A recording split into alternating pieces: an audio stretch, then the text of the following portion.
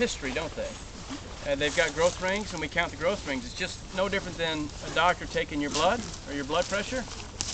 We can do the same thing and tell us a lot about the forest. So I'm going to bore into this white oak tree.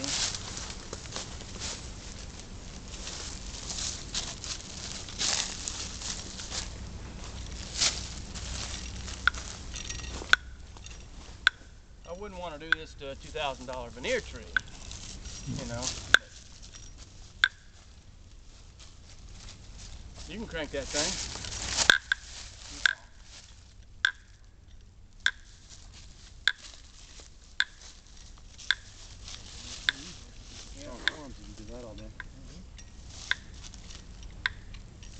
I've sold some veneer trees before, and the buyers come out and bore into the base of it to see the color of the wood before they put a top price on it.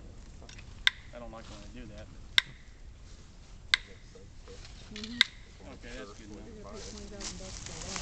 This is the extractor. Stick it in.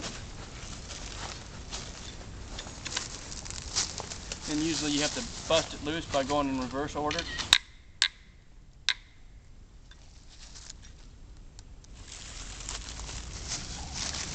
It is. Wow, that's dark wood for white oak. Let me see if I can't break it loose. Anybody have a pen? Yep. Okay. Thank you. Yeah, we didn't make it quite to the center, but each one of these, of course, is a growth ring. Okay.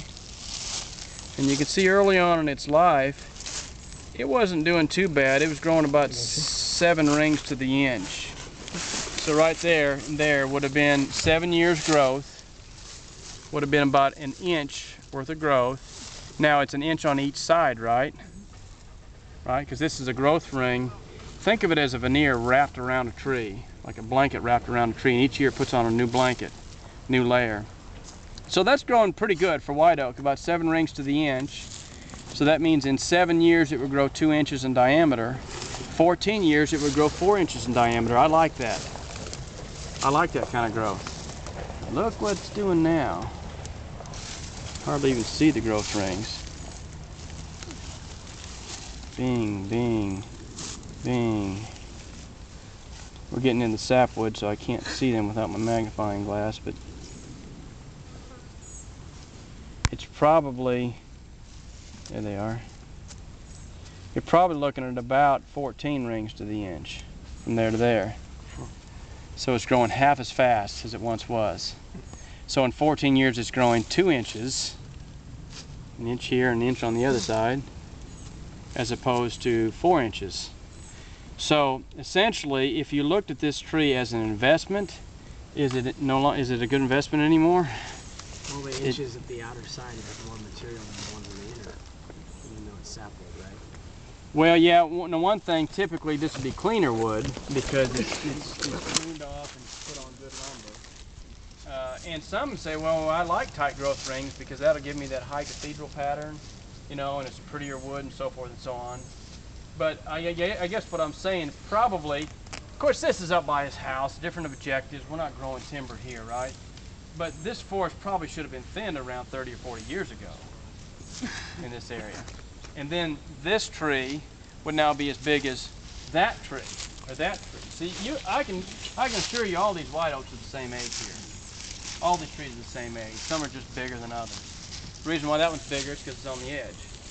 Got more sunlight, right? So that's your interest rate. That's your rate of return. And the thing about, we can grow pine trees to maturity in about 30 to 35 years. We can grow white oak trees on this kind of a site to maturity in probably 70 years. If everything goes right, it takes twice as long. So that's why people oftentimes convert to something faster growing. That's an economic decision for them, right? So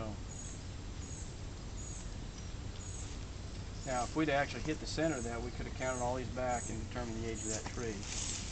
And there you have it. Now, one thing I've learned, you don't want to leave these things in the tree very long because they will stick. And you will not get them back out. you grab them like that. I can get it. You go ahead. Oh, okay. So what are your thoughts? What are your comments, criticisms, critiques, or compliments?